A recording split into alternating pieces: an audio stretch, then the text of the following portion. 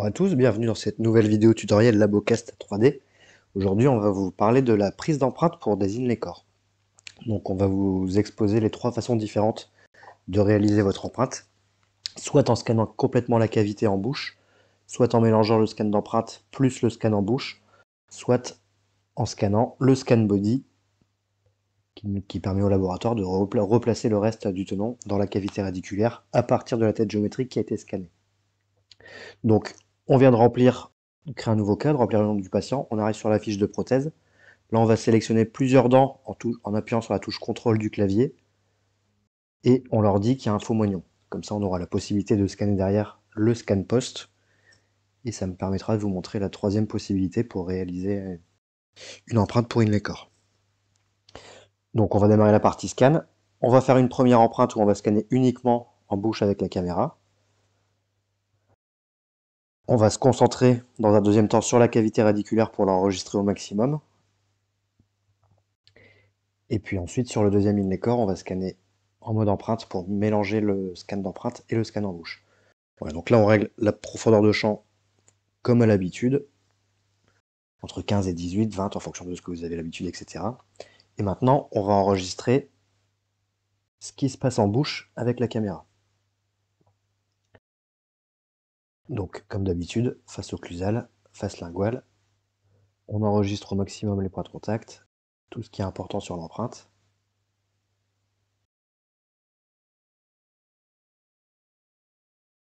Voilà. On a le plus gros de notre empreinte.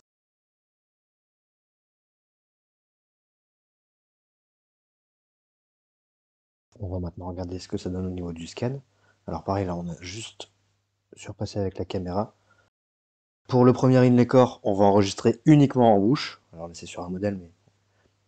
Donc profondeur de champ à fond, on passe en lumière blanche et on active le mode haute définition. Vous allez voir que c'est bien plus facile pour la caméra. Alors la lumière blanche, c'est comme on est dans le fond de la cavité, c'est relativement sombre. Tout ce qui est très foncé passe mieux en lumière blanche qu'en lumière bleue. Donc le fait de passer en lumière blanche, ça aide. Le fait d'activer la haute définition, bah pareil, la caméra va enregistrer 3 fois plus d'informations, donc elle va être capable d'aller choper les petits bouts là qu'on n'avait pas tout à l'heure au fond de la cavité radiculaire. Donc on scanne bien la cavité en restant au-dessus avec la caméra, en s'assurant qu'il n'y ait pas de reflets bleus dans le fond de la cavité, qu'on arrive à les éliminer en angulant la caméra. Et c'est ce qui fait qu'on va réussir à enregistrer tout ce canal radiculaire. Vous allez voir qu'en passant par l'intrado, sur la prémolaire, l'intégralité du tenon a été enregistrée. Alors forcément, si la cavité radiculaire est trop étroite, que la caméra n'est pas capable d'aller voir au fond, bah forcément c'est compliqué. Et dans ce cas-là, on passe par le scan body ou le scan d'empreinte. Et voilà, la caméra est capable d'aller voir au fond de la cavité si c'est relativement ouvert. Grâce à la profondeur de champ de la I700, on passe à 23 mm. Alors sur les in-les-corps, ça va pas changer grand-chose, mais ça pourra peut-être améliorer un petit peu l'existant sur les empreintes un peu compliquées. Voilà, et là maintenant on va scanner en mode empreinte. Alors, je viens de verrouiller l'intégralité de mon modèle, comme ça évite que tout ce qui va être dit, s'il y a des choses différentes en bouche, soit sur l'empreinte, soit modifié par rapport à ce qui était enregistré en bouche. Donc j'ai verrouillé tout en bleu ce que je voulais conserver, et j'ai déverrouillé la petite zone au fond du canal, ce qui va nous permettre, en scannant en mode empreinte, de compléter ce trou qui nous reste là dans le fond du canal.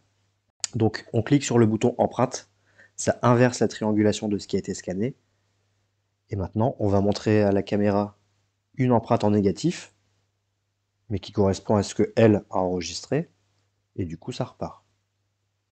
Donc pareil, au-dessus du tenon, le but c'est de bouger la caméra, faire des petits mouvements de 360 avec le poignet pour enregistrer tout ce tenon qui est sur l'empreinte physique. Comme ça vous voyez que même les bords de l'empreinte là où il y a le silicone de l'empreinte, bah, c'est pas enregistré, ça vient pas écraser ce qu'il y avait au-dessus. Voilà, donc là on a enregistré tout notre tenon métallique sur l'empreinte qui a été mélangé avec le scan en bouche. Alors ça fait un peu sale pour l'instant, mais pareil que d'habitude, on est avec les données brutes. C'est voxelisé, il y a des artefacts, etc. qu'on ne va pas retrouver en sortie. Voilà, je vais arrêter mon scan. On va sortir du mode empreinte. Et voilà. Et on va maintenant générer le résultat final sur cette zone de tenon. Comme ça, je vais vous montrer que normalement, il ne devrait pas y avoir de soucis.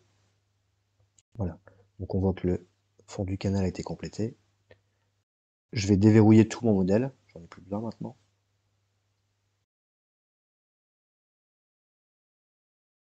Voilà. Donc on a quasiment tout le tenon. Vous voyez qu'il y a des petits artefacts, c'est pas encore très propre. On va cliquer sur ce bouton pour générer le résultat final. Voilà. Donc là, le logiciel me demande de sélectionner la zone sur laquelle je veux tracer voir le résultat final. Clic droit pour confirmer et on valide avec la petite flèche là-bas en bas de l'écran. Voilà, le logiciel est en train de reconstruire cette section de l'empreinte à partir des images qu'il avait enregistrées. Et vous voyez qu'au final, on a une surface qui est cohérente, qui est bonne, et on a l'intégralité du canal.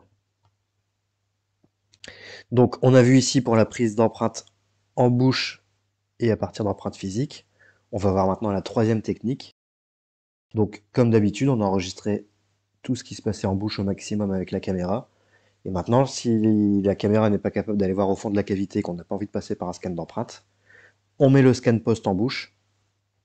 Alors si vous utilisez des fraises cylindro-coniques, c'est la marque Pivomatic qu'il va falloir utiliser au niveau des scan post. Et si vous utilisez des fraises coniques, ce sera les scan post Apple. Donc vous pouvez trouver le tout chez des revendeurs 3Shape ou chez Apple directement. Et donc là, on a mis le scan post en bouche dans la cavité radiculaire. Et le but, c'est de l'enregistrer avec la caméra. Donc pareil, ça ne sert à rien de scanner dans tous les sens. On reste au-dessus avec la caméra. On fait des mouvements de poignet pour enregistrer le dessus du cylindre et une grosse partie du cylindre de la tête géométrique. Et vous voyez que la caméra était capable de tout nous enregistrer. Voilà. L'empreinte est finie. On peut récupérer ça dans le dossier patient et puis transmettre au laboratoire.